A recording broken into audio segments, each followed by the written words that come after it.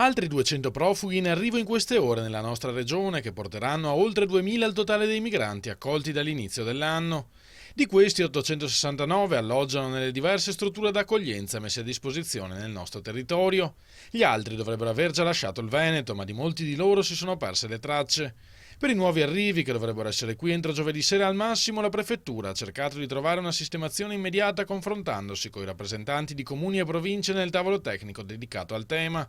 Noi siamo un territorio accogliente, commenta irritato il governatore Luca Zaia, e lo dimostra il fatto che l'11% della nostra popolazione è composto da immigrati, ma il governo deve smettere di trattarci da provincia dell'impero e scaricare su di noi ogni problema. Innanzitutto cominciamo col dire che la regione del Veneto ha già dato, visto e considerato che abbiamo più del 10% della popolazione che è data da cittadini immigrati, molti dei quali si sono integrati bene, per cui tutti quei tromboni che a livello nazionale dicono il Veneto non accoglie, il Veneto ha già accolto e varrebbe la pena di guardare l'incidenza degli immigrati nelle altre regioni. Dall'altro devo anche dire che in questa partita noi abbiamo purtroppo la triste esperienza di quello che è accaduto fino ad oggi, che immigrati che sono venuti qui sui territori e sono letteralmente spariti, non sappiamo dove sono. Il prefetto di Venezia, Domenico Cuttaia, ha intanto individuato 6 possibili siti tra caserme e scuole dismesse per ospitare gli hub, ovvero i centri di raccolta dove i migranti dovrebbero essere sistemati in un primo momento per poi venire smistati nelle diverse strutture ricettive della regione. 3 di queste aree sono state identificate nei pressi dell'aeroporto Marco Polo di Tessera.